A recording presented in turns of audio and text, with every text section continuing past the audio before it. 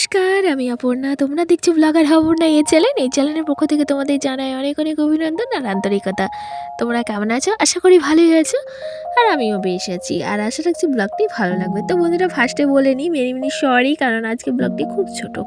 কারণ কি জানো, আমার শরীরটা খুব খারাপ, গলার অবস্থা একদম বাজে, তবু আমি নিজেকে কন্ট্রোল করে ভয়েসটা দিচ্ছি।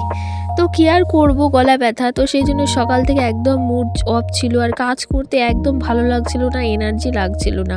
তো সকালবেলাতে কি করেছিলাম জানো, ওই জাস্ট গ্যাসটা মুছে আমি রান্নাটা বসিয়ে দিয়েছি, আর বসিয়ে দিয়ে বাসন কুসনগুলো কলপারে নামিয়ে রেখে এসেছি। আর মাজিনি, ঠান্ডাতে এত কষ্ট হচ্ছে কাজ করতে, কি বলবো। আর ঝাঁকিয়ে ঠান্ডা পড়েছে, এই ঝাঁকিয়ে ঠান্ডার মধ্যেও বন্ধুরা সংসারে কাজকর্ম তো বন্ধ নেই, তবুও কাজকর্ম, সংসার, ট্রেনিং সব কিছুই সামলে পরিপাটি করে আমাকে রাখতে হচ্ছে।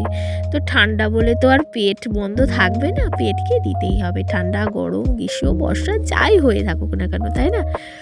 তো দেখো, এই যে আজকে রেসিপি হচ্ছে করলা ভাজা, পটল আলু আর বেগুন দিয়ে তরকারি একটা হচ্ছে, আর হয়েছে একটা কপির ডাঁটা মাটা দিয়ে না চচ্চড়ি। তো আবার চচ্চড়িটা খেতে শীতকালে না দারুণ লাগে, ভীষণ ভালো লাগে গো।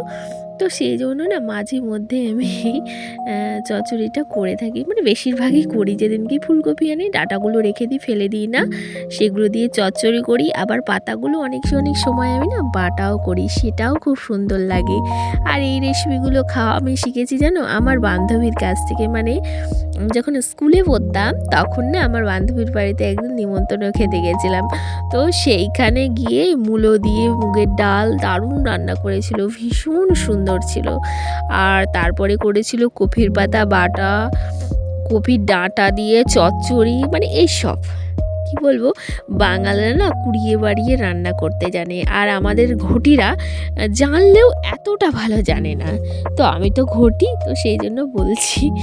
আর বাঙালিরা দারুণ যেমন ভীষণ সুন্দর রান্না করতে পারে, ভীষণ ওরা রেসিপি না, মানে কেনা সবজি না, কোথা থেকে কুড়িয়ে এনেও কিন্তু খুব সুন্দর রান্না করে, যেটা খেতে দারুণ লাগে। আর যে বাজে খেতে হয় সেটাও কিন্তু নয়, ভীষণ সুন্দর ওরা রান্না করতে পারে। তো যাই হোক, দেখো এখন হচ্ছে এই চচ্চড়িটা বসিয়ে দিলাম, আর এইদিকে কিন্তু আমার চচ্চড়িটা হয়েও গেছে।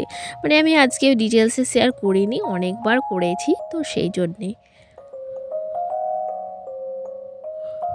আর চচ্চড়ি রেসিপি হয়ে যাওয়ার পরে বর ছেলের আজকে খেলাধুলা দিয়ে ভিডিওটা শেষ করছি। কোথায় তোরা? যা লাইট না দিতে পাবোই না, খুঁজেই তো পাচ্ছি না কোথায়।